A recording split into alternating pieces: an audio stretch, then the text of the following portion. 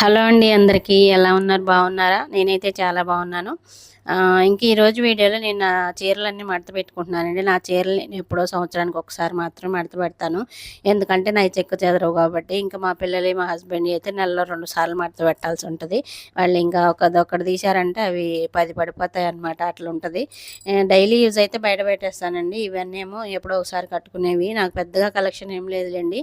పట్టు చీరలు ఏదో తక్కువ బడ్జెట్‌లో తీసుకుంటాను. అలా గూడా కలెక్షన్ గూడా చాలా తక్కువే ఉంటది. పెద్దగా శారీస్ అంతగా ఏముండవు. డైలీ యూజ్ అయితే బయట పెట్టేస్తాను. ఇంక ఇవైతేనేమో బ్లౌజ్‌తో పాటు మడత పెట్టి పెట్టుకుంటా అనమాట. బ్లౌజు మళ్ళీ వేరే పెట్టాననుకోండి, ఎక్కడికైనా వెళ్ళినప్పుడు మళ్ళీ దాన్ని వెతుక్కోలేక తంటాలు పడాల్సి ఉంటది. అందుకని మొత్తం ఇలా పెట్టేస్తాను.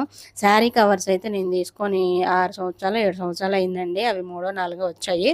ఇంకా వాటినే మెయింటైన్ చేసుకుంటా వస్తున్నాను. బాగానే ఉన్నాయి. పెద్దగా డ్యామేజ్ అవ్వలేదు. అన్నీ బాగానే ఉన్నాయన్నమాట. అయితే ఈ వీడియోలో మీతోని ఒక చిన్న విషయాన్నయితే షేర్ చేస్తాను నేను. కొంతమంది ఇప్పుడు ఏదైనా ఒక పని చెప్పారనుకోండి, ఇది నువ్వు చేయగలవు, నువ్వే చేస్తావు, నువ్వైతేనే కరెక్ట్ పర్సన్ అని చెప్పి కొంచెం వాళ్ళని మెచ్చుకోగానే అవును నేను చేస్తా అని చెప్పి ఒప్పుకుంటారండి. తర్వాత ఏమవుతుందంటే ఆ పని జరగదు. అది జరగదన్న సంగతి వాళ్ళకి తెలుసు. అయినా సరే ఒప్పుకుంటారు. ఒప్పుకొని అది నో చెప్పలేక ఈ పని జరగక చాలా ఇబ్బంది పడిపోతూ ఉంటారనమాట.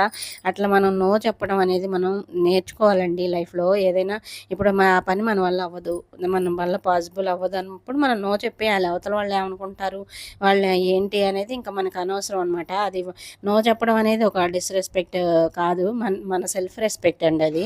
ఇప్పుడు అలా చెప్పకుండా వాళ్ళు చెప్పిన పని మనం ఒప్పేసుకున్నాం అనుకోండి, ఆ పని అవ్వట్లేదు, దాని గురించి మనం ఆలోచిస్తాము. మనకు స్ట్రెస్, ప్రెషర్, ఫ్రస్ట్రేషన్ తప్ప పెద్దగా ఏం ఉపయోగం ఏముండదు. మన ఆరోగ్యం దెబ్బతింటుంది తప్ప అంతకు మించి ఏముండదండి. కొంచెం ఆలోచించండి. మరీ మితిమీరి మంచితనానికి పోయినా అది మంచిది కాదనమాట. నేను కొంతమందిని చూశాను, అందుకే చెప్తున్నాను. మీకు ఒక చిన్న స్టోరీ కూడా చెప్తాను. ఒక అమ్మాయి సాఫ్ట్వేర్ జాబ్ చేస్తుంది. ఇంకా తన కొలీగ్ వచ్చి డైలీ తనతోనైతే తన వర్క్ చేయించుకుంటూ ఉంటాడు. ఏమేదేమో పెండింగ్లో పడుతూ ఉంటుంది. అతను ఏమైనా అంటాడేమో, అనుకుంటాడేమో అని చెప్పి ఈమె మొహమాటంతోనే ఒప్పేసుకుంటూ ఉంటుంది. బాస్తోనేమో తిట్లు తింటూ ఉంటుంది అనమాట. ఇంకొక రోజు ధైర్యం చేసి ఏదైతే అది అవుతుంది, ఏమంటాడో చూద్దామని చెప్పేసి ఇంకా నేను చేయలేనండి, నా వర్క్ ఉంది, నాది అయిపోయిన తర్వాత నేను చేస్తా అని చెప్పి చెప్తుంది. తను ఓకే ఇట్స్ ఫైన్ అని చెప్పి వెళ్ళిపోతాడు. అంత ఏముండదు. రియాలిటీలో మనం ఆలోచించేంత వాళ్ళు ఏమైనా అంటారేమో అన్నంత సీరియస్నెస్ అయితే ఏముండదు. నో చెప్పడం వల్ల భూకంపాలు ఏం రావు, అసలు ఏమో ఉండదండి. మనకు స్ట్రెస్ అదనేది తగ్గిపోతుంది అనమాట. ఖచ్చితంగా ఏ విషయం మనం చేయగలమో అది మాత్రమే ఒప్పుకుంటే మంచిది. చేయలేని విషయాలన్నీ ఒప్పేసుకొని మన మీద భారం ఎక్కువగా పెట్టుకోవడం వల్ల పెద్దగా ప్రయోజనం అయితే ఏముండదు నాకు తెలిసి. నేను చూసానులేండి కొంతమందిని.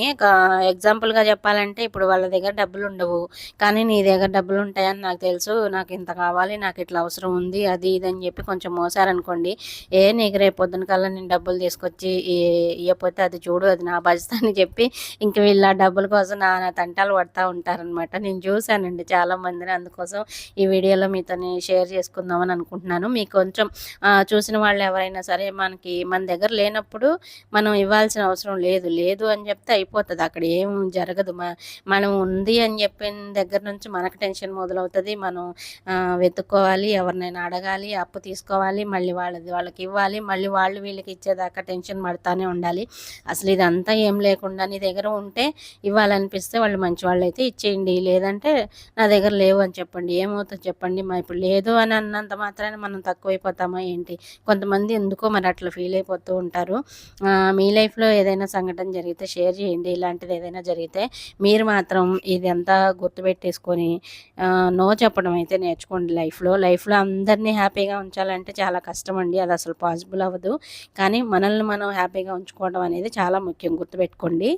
కాబట్టి ఈ రోజు నుంచైనా ఈ వీడియో చూసిన వాళ్ళు ఎవరైనా, అలాంటి వాళ్ళు ఎవరైనా ఉంటే మీకు నచ్చిన విషయాల్లో నో చెప్పడం అయితే నేర్చుకోండి. ఓకేనా? ఈ విషయం నేను చెప్పిన విషయాలు మీకు నచ్చినట్లయితే తప్పకుండా లైక్ చేయండి. మీ ఫ్రెండ్స్ అండ్ ఫ్యామిలీ మెంబర్స్ కూడా షేర్ చేయండి. అలాగే మన ఫ్యామిలీలో జాయిన్ అవ్వాలంటే సబ్స్క్రైబ్ చేసుకోండి. ఇలాంటి మంచి మంచి వీడియోస్ అన్నీ నేను పెట్టంగానే మీ దాకా వచ్చేస్తాయి. ఇంకా నా శారీస్ ఫోల్డింగ్ కూడా మొత్తం అయిపోయిందండి. ఒక కవర్లో అయితే పెట్టేశాను, ఇంకొక కవర్ కూడా ఉంది, దాంట్లో కూడా పెడతాను అనమాట. ఇవన్నీ కూడా బీరువాలో పెడతానండి. చెక్కు చెదరు నాకు ఏ శారీ కావాలో అది మాత్రమే తీసుకుంటాను నేను. ఇంకా బయట ఉండేవైతే అప్పుడప్పుడు మడత పెట్టుకుంటానే ఉంటాను. అవి కూడా కొంచెం సిల్క్ శారీస్ కాబట్టి కొద్దిగా అటు ఇటుగా అవుతూ ఉంటాయి. కానీ చాలా తక్కువ అనమాట. నా చీరలు మడత పెట్టుకోవడం అనేది ఎప్పుడో ఒకసారి జరుగుతుంది. ఇలా నా ఫోల్డింగ్ అయితే కంప్లీట్ అయిపోయిందండి. వీడియో నచ్చితే తప్పకుండా లైక్ చేసి సబ్స్క్రైబ్ చేసి సపోర్ట్ చేయండి. మరో మంచి వీడియోతో కలుస్తానండి. ఉంటాను. ధన్యవాదాలు.